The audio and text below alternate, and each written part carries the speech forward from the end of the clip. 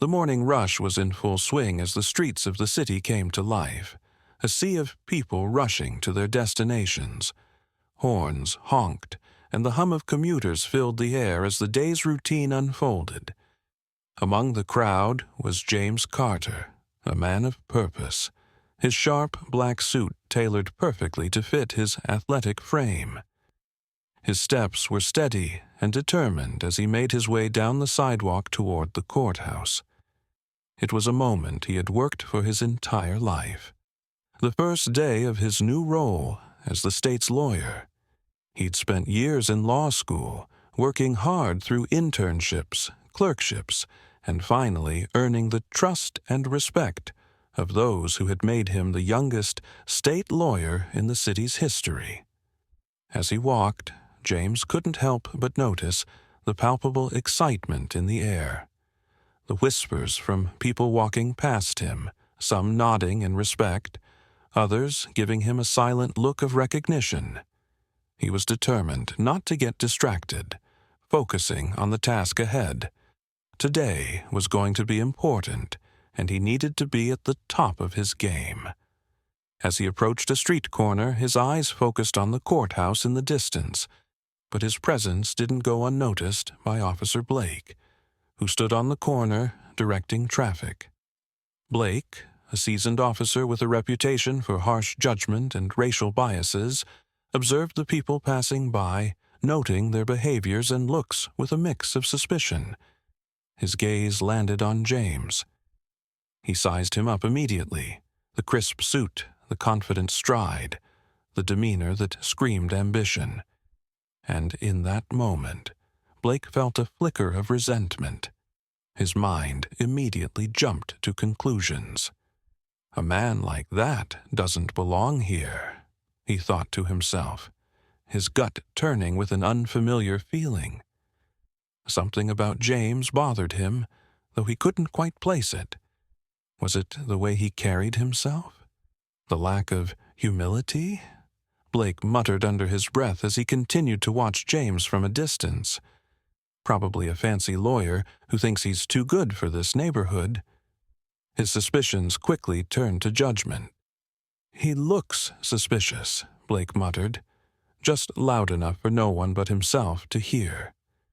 James had done nothing wrong, had said nothing to provoke the officer, yet Blake's mind began to spin with assumptions, feeding off the prejudice that had long been part of his worldview. He decided to follow James, his instincts telling him that something about this man deserved closer scrutiny. James had almost reached the other side of the street when he felt a hand grab his arm. He turned to see Officer Blake, his face stern and eyes narrowing with an aggressive energy. "Hold it right there," Blake barked, his tone harsh. "I need to see some ID. You're acting suspicious." James was taken aback, the sudden confrontation catching him off guard. He stood tall, trying to remain calm, his first instinct not to escalate the situation. "I'm sorry, officer. Is there a problem?" he asked politely, his voice steady. "I'm on my way to a meeting at the courthouse. I'm a state lawyer." Blake's eyes narrowed further as he scrutinized James, his hands resting on his hips. "A lawyer, huh? You're a little too young and too arrogant to be a lawyer," he sneered, dismissing James's explanation with an air of disbelief. "What's a kid like you doing in a suit, strolling down this street?" James felt his patience begin to wear thin, but he knew he had to remain calm. "I've given you my ID already, officer. I'm within my rights to walk to the courthouse without being stopped for no reason.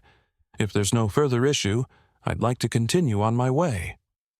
Blake's temper flared, his pride wounded by the simple fact that James was refusing to comply with his demands began to cloud his judgment. He wasn't used to being challenged, especially by someone who didn't know their place in his mind. His face reddened as his tone grew more hostile. "You're not going anywhere until I say so. You don't get to walk around here acting like you own the place." show me some respect." James stood his ground, his own temper held firmly in check. "I don't need to show respect when I'm being treated unfairly, officer," he responded, keeping his voice level. "I'm not under any obligation to answer any further questions without cause. I'm within my rights." That was the breaking point for Blake. Anger surged through him, and with one swift motion he swung his fist. The punch landed squarely on James's jaw, sending him stumbling backward. The crowd around them gasped, their murmurs rising into the air like a wave. Some people froze, unsure of what to do, while others immediately pulled out their phones, recording the chaos. James hit the pavement hard, the force of the punch dazing him for a moment. The sting of the blow spread across his cheek, but his mind remained clear. He wiped his lip, a mix of surprise and frustration flashing in his eyes.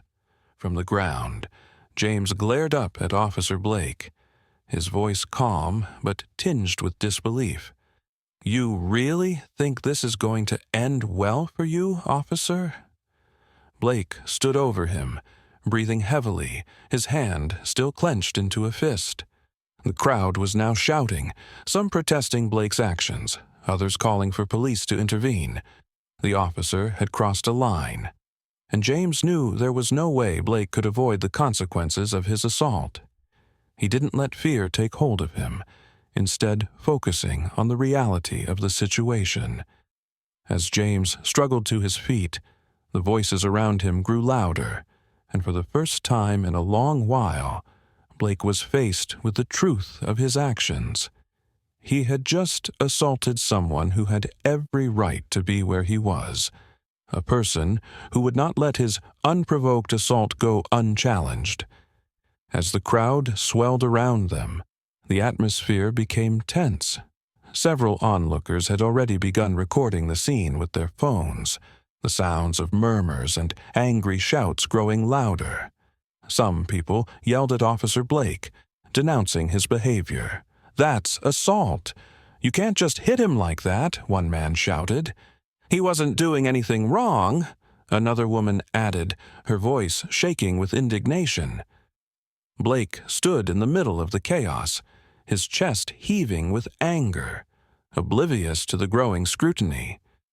He had been used to walking through life with unchecked authority, dismissing anyone who challenged him.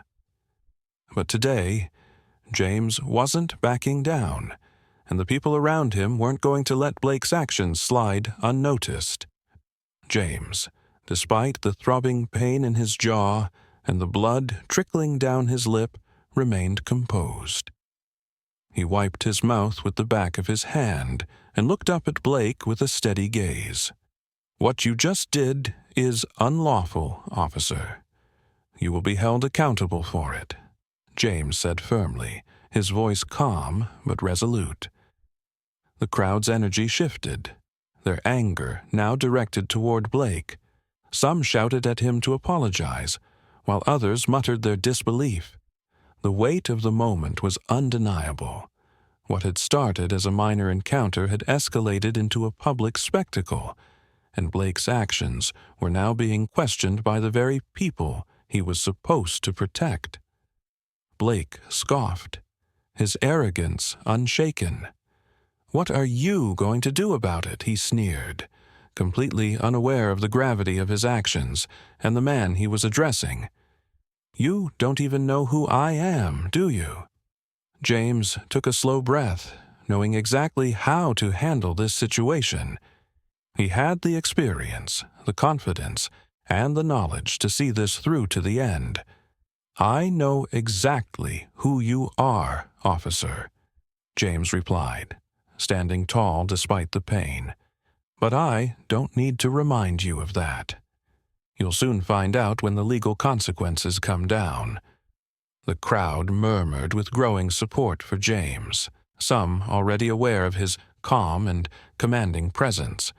Blake, still too arrogant to understand the implications, stood frozen for a moment, caught between his desire to assert dominance and the reality of his escalating mistake.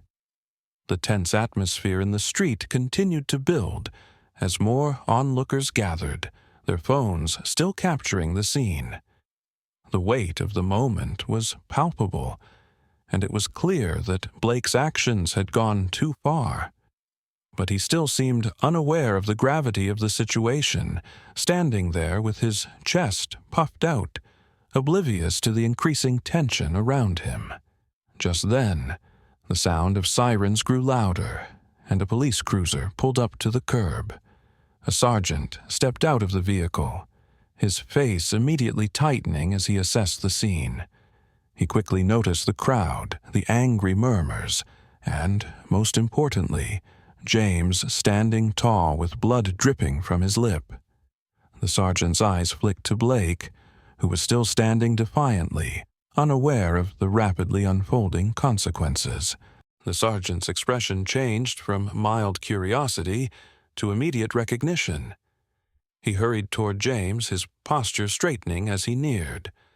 "Mr. Carter, the sergeant began, then stopped abruptly as he saw the situation more clearly.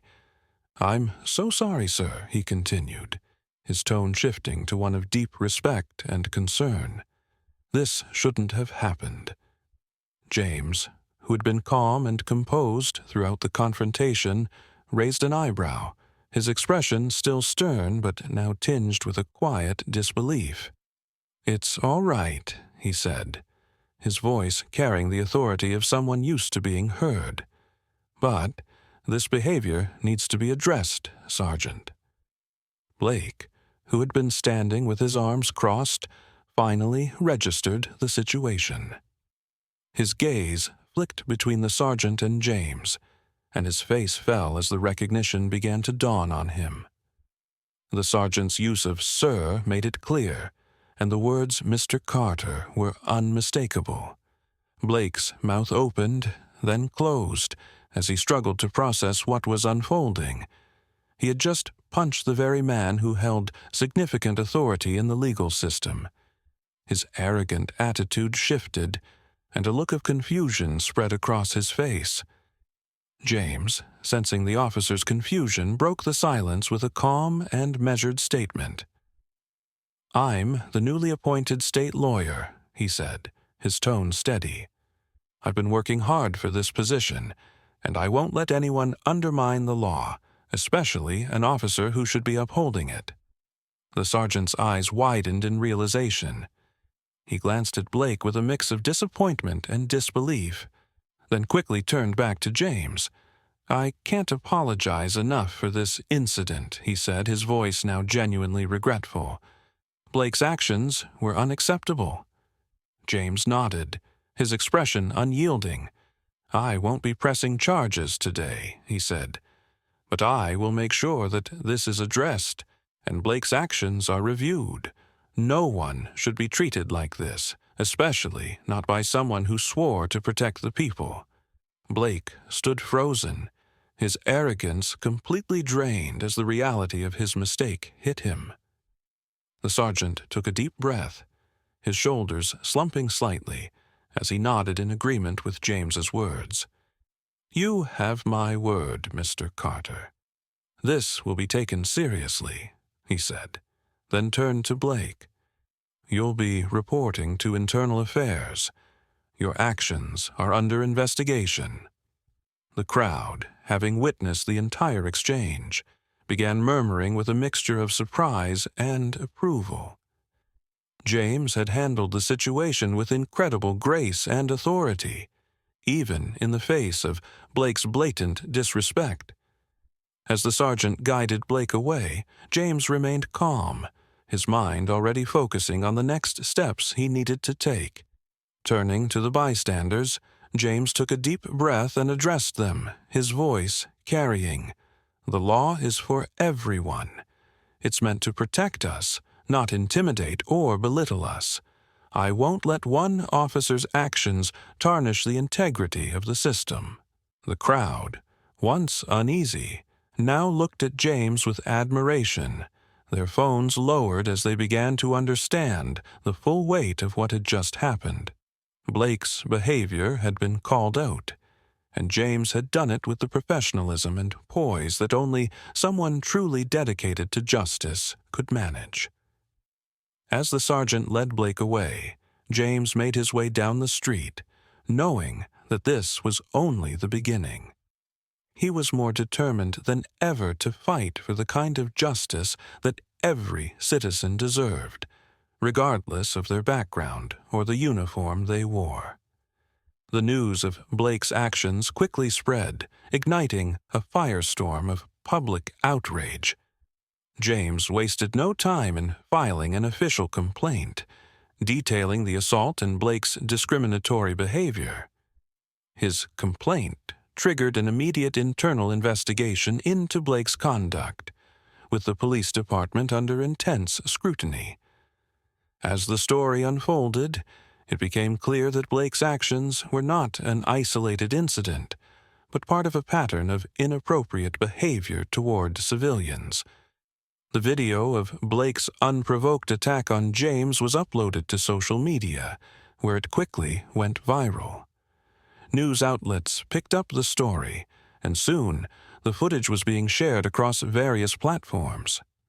Citizens were horrified, many pointing out the stark contrast between James' calm and dignified reaction and Blake's aggressive, unwarranted behavior. The public was demanding accountability for the officer's actions, calling out the systemic issues within law enforcement that allowed this type of misconduct to occur. James, seeing the growing movement for justice, remained steadfast in his commitment to ensuring that Blake faced the consequences of his actions.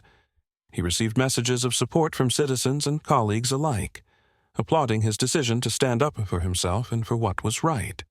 However, there was also an undercurrent of concern. Some feared that Blake's misconduct would be swept under the rug, as has happened in many previous cases of police brutality. But James was determined to see the investigation through. Blake, once full of confidence and arrogance, now found himself facing suspension, a humiliating blow to his career. The public backlash was swift and unforgiving. His name became synonymous with prejudice and misconduct, and his reputation, once untarnished, was now irrevocably damaged. Blake's colleagues began to distance themselves from him, and his past actions were brought into question as more individuals came forward, sharing their own negative experiences with him. As Blake sat in his small apartment, alone with his thoughts, the gravity of what he had done began to sink in. He hadn't just harmed James. He had harmed the trust that citizens placed in the police force. His prejudice had cost him not only his career but his sense of identity as someone who swore to protect and serve the community. Regret gnawed at him, but it was too late for apologies. The investigation continued, and Blake now faced the consequences of his actions, knowing that he would likely never return to the force. His punishment was only the beginning of a broader reckoning for the systemic problems within law enforcement, problems that James Carter and others were determined to address. James arrived at the courthouse later that morning, still processing the events from earlier with Officer Blake. Despite the physical and emotional toll, he was determined to focus on his first day in court as the newly appointed state lawyer. He arrived early, dressed sharply in a well-tailored suit, ready to take on the challenges ahead. His first case was a relatively routine one, an assault case involving a young defendant. But for James, it was an important milestone, one that he couldn't afford to let overshadow the emotions from the altercation on the street. As he stood before the judge and the jury, he presented the facts with clarity and precision, earning the respect of everyone in the courtroom. Throughout the trial, James's poise and professionalism were evident. His argument was well crafted, his presentation flawless. He managed to remain calm and collected, despite the personal storm he had faced earlier that day. There were moments of tension, but James navigated each one with the confidence of a seasoned lawyer, not someone just beginning his career. As the case concluded, and the judge adjourned the court for the day, James remained in the courtroom for a few moments, taking in the weight of the day's work. He had just proven to himself and to others that he could handle the responsibility that had been placed upon him. His colleagues gathered around him as he walked out of the courtroom. They praised his performance, with one fellow lawyer mentioning, "You really showed us what it means to stay calm under pressure. Today was a testament to your strength." The judge, too, took a moment to acknowledge James, offering a firm handshake and saying, "You did well today, Mr. Carter. I look forward to seeing more from you in the future." The validation felt good, and, for a brief moment, the memory of the confrontation with Officer Blake faded into the background. It wasn't forgotten. James knew that the work to fight prejudice and injustice had just begun, but for today he had earned his place in the legal world, and he would continue to fight for justice with every case he handled. Blake sat quietly in the mandatory sensitivity training room, a stark contrast to the arrogant, dismissive officer he had once been. The facilitator spoke about racial biases, systemic issues within law enforcement, and the importance of fairness in policing. Blake felt a deep sense of discomfort as the lessons unfolded. This was not just about his physical outburst, but about his long-standing prejudices, which had been exposed for the first time in such a dramatic way. He had never truly understood the impact of his actions until he saw how they affected James, a man who had shown nothing but dignity and calm despite being unjustly attacked. The trainer emphasized the need for empathy, especially in positions of authority, and Blake began to see how his actions had not only harmed James but also undermined the public's trust in law enforcement. He could no longer justify his behavior, no longer hide behind the excuse of being under pressure or doing his job. It was an uncomfortable but necessary lesson. Blake wasn't sure if he could fully undo the harm he'd caused, but he knew that this training was the first step toward atonement.